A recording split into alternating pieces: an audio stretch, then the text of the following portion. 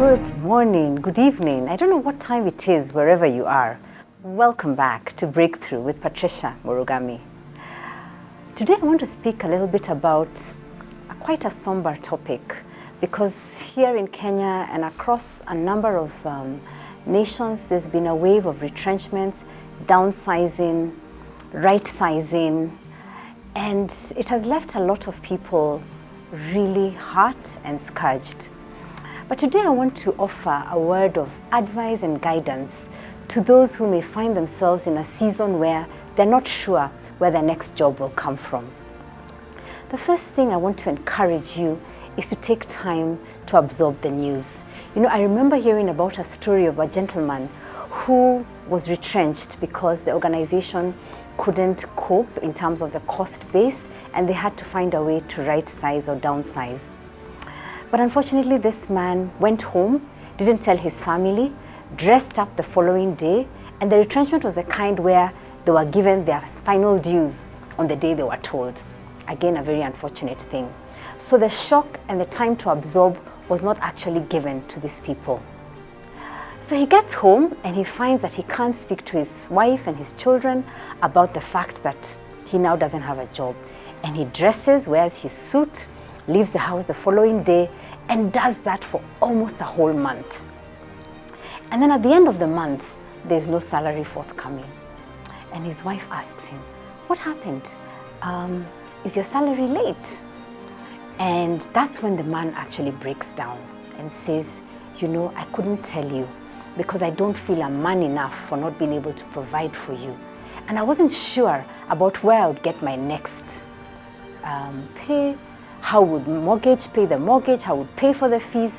So what I did is I wore my suit, I bought a newspaper as I always did, and I drove close to the office, and I sat in the car and I read the newspaper, and I found something to do, which really wasn't much, and I came back at the end of the day."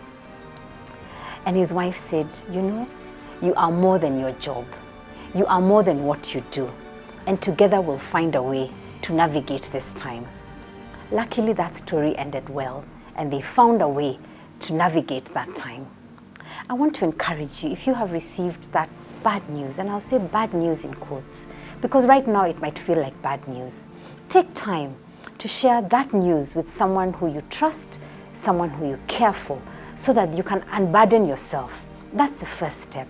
The second thing is take time to also absorb and accept that there's a new season that's coming up.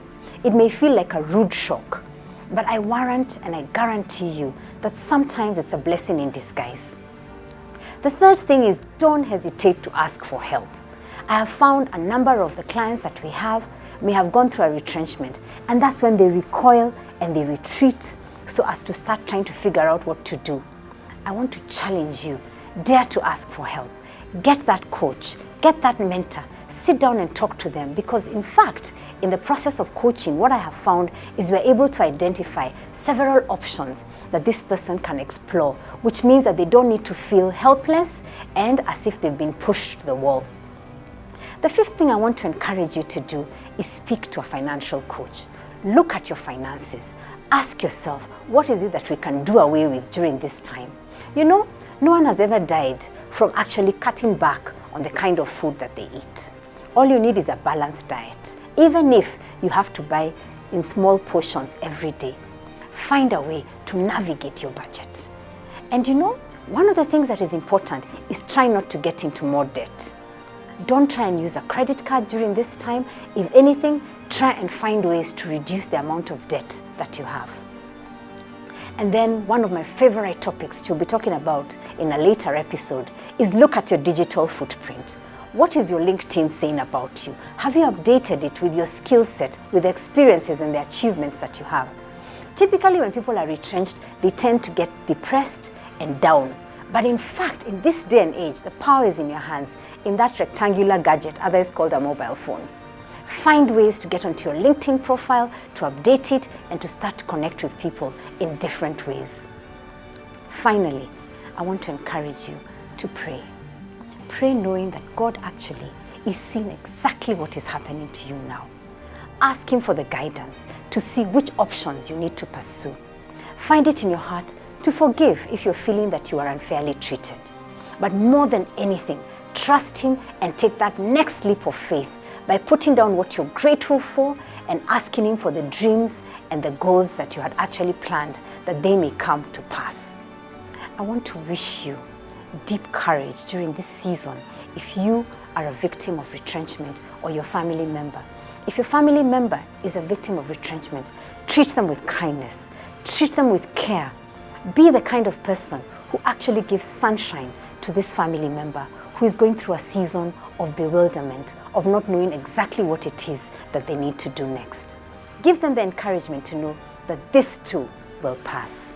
I wish you the very best, and I look forward to you engaging with us here on this platform and through our contact details to see how to navigate this turbulent season that you may be experiencing.